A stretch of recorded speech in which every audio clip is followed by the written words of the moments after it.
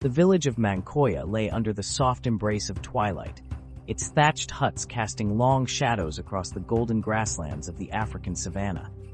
The roar of lions echoed in the distance, a reminder of the wilderness that encircled the isolated settlement. Even in peace, a palpable tension replaced the usual twilight serenity. Kofi, a skilled hunter with eyes that held the weight of past sorrows, stood at the center of the village. In a semicircle surrounding him were the elders, their wrinkled faces lined with worry. The latest disappearance, a young boy named Bakari, had left the village paralyzed with fear. The villagers whispered the name, Shumba, a man-eating tiger, once guardian of their land, now cursed and vengeful. Elders, Kofi began, his voice steady despite the urgency in his tone. We cannot wait any longer. We cannot let more lives be claimed by this curse. Nana, the village's most knowledgeable elder, nodded solemnly. His eyes were deep pools of ancient wisdom, understanding the gravity of Kofi's quest. You know the path that lies ahead, Kofi, he said. Shumba is no ordinary beast. It is the spirit of betrayal and vengeance. You must tread carefully. By the crackling fire, Kofi gathered a small group of brave men, his closest friend, Tunde, whose fierce loyalty was unmatched, and Nana, who carried the legends and curses of their land in his heart. With nightfall's shroud enveloping Mankoya, the hunt began. They ventured into the savanna, the vast expanse of gold stretching endlessly under the silver gaze of the moon. Every rustle of leaves, every crack of twigs seemed to echo with the unspoken threat of Shumba. Nana, Kofi whispered, breaking the silence as they moved. Tell us again of Shumba. We need to understand our enemy. Shumba was once our protector, Nana began, his voice a melodic blend of sorrow and reverence. The spirit guardian of this land, but betrayal marred its soul. The villagers, in their greed, killed its cubs, believing they could harness its power for themselves. Consumed by grief and rage, Shumba was cursed to walk this land as a vengeful spirit, preying upon those who wronged it. They moved deeper into the heart of the savanna, guided by the signs of Shumba's presence. Massive claw marks on trees, half-eaten carcasses of animals, and the eerie sensation of being watched. Time and again, Kofi found himself looking over his shoulder, half expecting the glowing eyes of the cursed tiger to be staring back.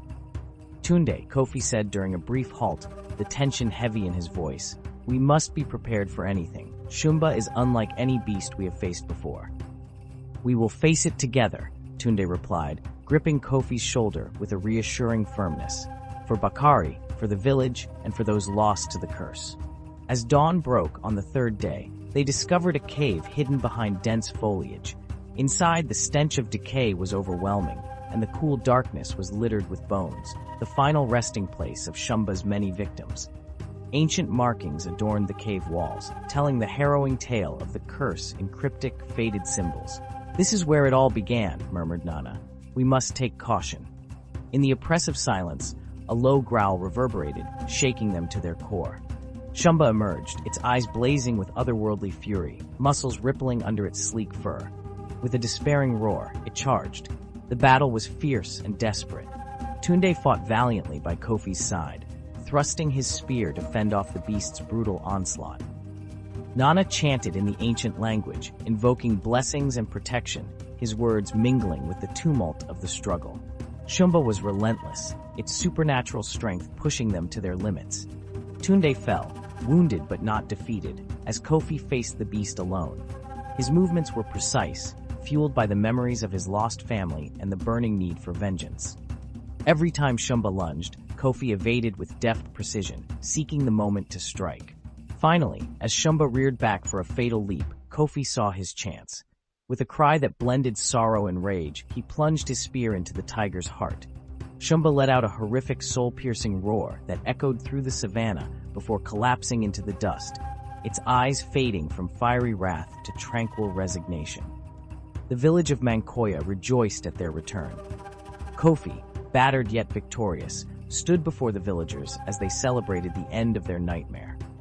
The savanna seemed to breathe a sigh of relief, the darkness that had gripped it lifting at last. Nana spoke to the gathered crowd, his voice ringing with the strength of generations. Let us honor Kofi and remember all those we have lost. The spirits have been appeased. Shumba's wrath is no more. Kofi stared at the horizon, the setting sun bathing the land in a golden glow. As peace returned to Mankoya, the memory of Shumba and the lessons of the past would forever be etched in the hearts of its people. The Savanna was wild and untamed once more, but the terror that lurked in its shadows had been vanquished.